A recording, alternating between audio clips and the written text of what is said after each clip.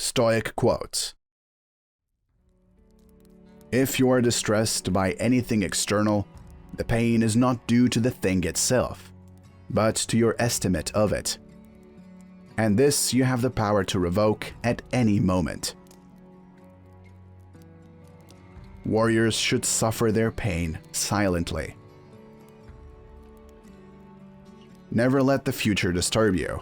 You will meet it, if you have to, with the same weapons of reason which today arm you against the present. Until we have begun to go without them, we fail to realize how unnecessary many things are. We've been using them not because we needed them, but because we had them. Complaining does not work as a strategy.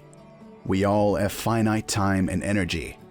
Any time we spend whining is unlikely to help us achieve our goals, and it won't make us happier. It is the power of the mind to be unconquerable. People hide their truest nature. I understood that. I even applauded it.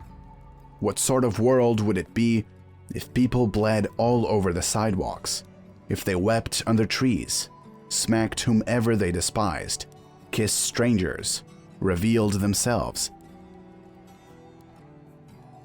Remember, it is not enough to be hit or insulted to be harmed. You must believe that you are being harmed. If someone succeeds in provoking you, realize that your mind is complicit in the provocation, which is why it is essential that we do not respond impulsively to impressions. Take a moment before reacting, and you will find it easier to maintain control. The things you think about determine the quality of your mind. Nothing is burdensome if taken lightly, and nothing need arouse one's irritation so long as one doesn't make it bigger than it is by getting irritated. What really frightens and dismays us is not external events themselves, but the way in which we think about them. It is not things that disturb us, but our interpretation of their significance. Think of your many years of procrastination, how the gods have repeatedly granted you further periods of grace, of which you have taken no advantage. It is time now to realize the nature of the universe to which you belong, and of that controlling power whose offspring you are, and to understand that your time has a limit set to it. Use it then to advance your enlightenment, or it will be gone and never in your power again. It is not the man that has too little that is poor, but the one who hankers after more. Nothing, to my way of thinking, is a better proof of a well-ordered mind than a man's ability to stop just where he is and pass some time in his own company. Stop wandering about. You aren't likely to read your own notebooks or ancient histories or the anthologies you've collected to enjoy in your old age. Get busy with life's purpose. Toss aside empty hopes. Get active in your own rescue if you care for yourself at all, and do it while you can. If what you have seems insufficient to you, then though you possess the world, you will yet be miserable.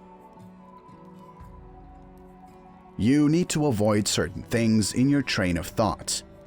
Everything random, everything irrelevant, and certainly everything self-important or malicious.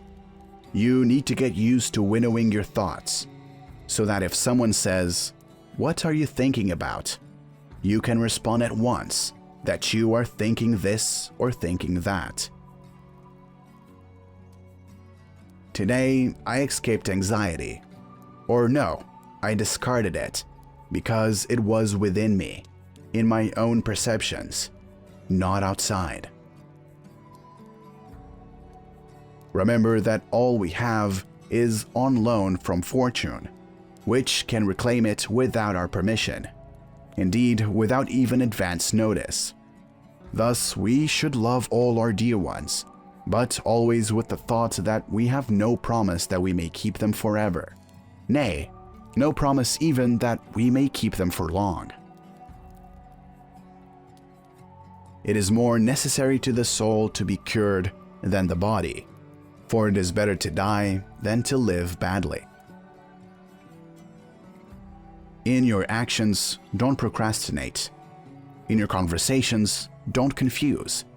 In your thoughts, don't wander. In your soul, don't be passive or aggressive. In your life, don't be all about business. Show by a cheerful look that you don't need the help or comfort of others. Standing up, not propped up. You have passed through life without an opponent. No one can ever know what you are capable of, not even you. Look back over the past, with its changing empires that rose and fell, and you can foresee the future too. Sometimes in life, we need a few bad days in order to keep the good ones in perspective. Begin at once to live, and count each separate day as a separate life. A fit body, a calm mind, a house full of love. These things cannot be bought. They must be earned. It never ceases to amaze me. We all love ourselves more than other people, but care more about their opinion than our own. Sometimes in life, we must fight not only without fear, but also without hope. It can ruin your life only if it ruins your character. Otherwise, it cannot harm you, inside or out. Your perspective on life comes from the cage you were held captive in. Life is very short and anxious for those who forget the past, neglect the present, and fear the future. Everything we hear is an opinion, not a fact. Everything we see is a perspective, not the truth.